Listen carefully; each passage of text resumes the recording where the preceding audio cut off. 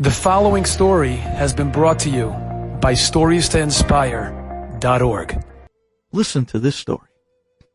The great Rosh HaYeshiva of Torah V'Da'at, Hagaon, Rav Pam, Zechet Tzadik Libracha.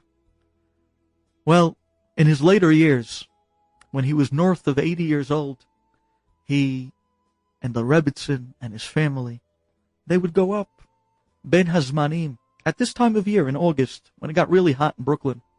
He would go up to New Hampshire.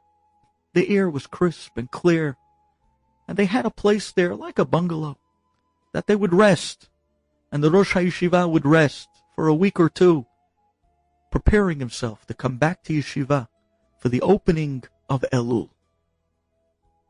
It's told over that the Rosh HaYeshiva, Rav Pam Zatzal, he was driving along the countryside with his wife. His wife was driving and Rav Pam was in the passenger seat. It was an incredibly hot day that day. Rav Pam, an older man north of 80, he began to perspire, and suddenly he broke out in an attack of anxiety, and he turns to his wife and his hands were shaking, and he says to the Rebbitzin, "Do you have a drink? I can't breathe. I need a drink." The Rebbitzin got all flustered. She didn't have a drink in the car. And over there in the mountains and the off-roads of New Hampshire, at times you can drive on the road for 10, 15, 20 minutes. And there's just wilderness. There's nothing. There's no stores. There's no convenience stores. There was no place to pull over or buy a drink as well. So she didn't know what to do. She didn't know what to say. She turns to her husband. She says, I don't have a drink. But in the back seat, there's a bag with some fruit. Rav Pam quickly reaches over to the back seat, puts his hand in the plastic bag, and he pulls out from the bag of fruit, he pulls out a lemon. Uncharacteristically, Rav Pam, one of the most timid, one of the most gentle Gedolim you've ever met, he takes the lemon, and with his bare hands, he rips open the lemon, and he begins to suck out the juice of the lemon right down to the peel, each and every ounce, till finally he calmed down. He got some liquid inside of him, and he was able to relax himself. He was able to overcome this anxiety attack. That evening, one of Rav Pam's grandsons came from New York to visit him in New Hampshire. And his grandson came in and he said, "Zaidi, I heard that today something very odd, very uncharacteristic-like to you. Such an adim and soft and gentle person. I heard you, mamash, ripped open the lemon with your hands, and in a very uncharacteristic, barbaric way, you sucked out every drop of that lemon, Zaidi. I can't believe you did that." Rav Pam smiles. Rav Pam says, "Come, listen. I want to tell you something. I want to tell you an incredible concept that I realized today after that happened. Come. I want to tell you over.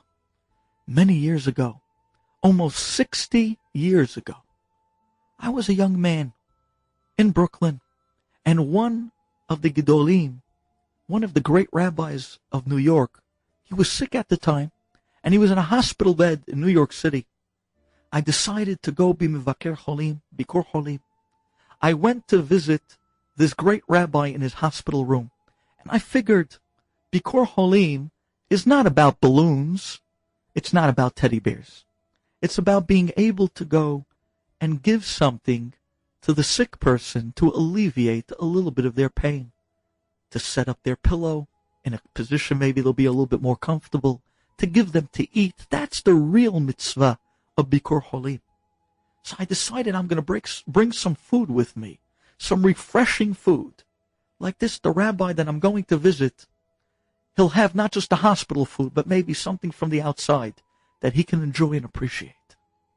So Rav Pam went up to the hospital to visit this New York rabbi, and with him he had a bag of drinks, he had fruits, he had all different types of refreshments.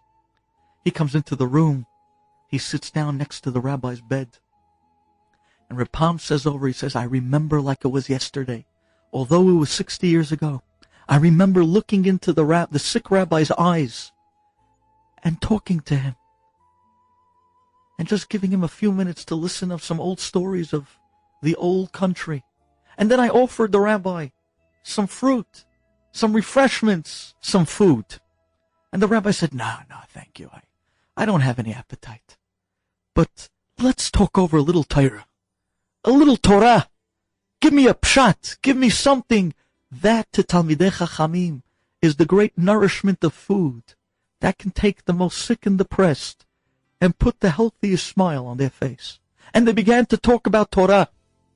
And then after that, the Rav turns to the younger of Palm and he says to him, you were mechaya me. You gave me hayut. You gave me life through your Torah. Well, Rapam was about to leave, and then he looks in the other bed in the room, and he sees that there's an old Jew there, maybe a survivor of World War II. And he walks up to the old Jew's bed, and he felt a little bad that he was ignoring him till then. And he turns to him and says to him, can I get you something? How are you feeling? And he sees that the man starts pointing to his mouth, and he says, Rapam didn't understand.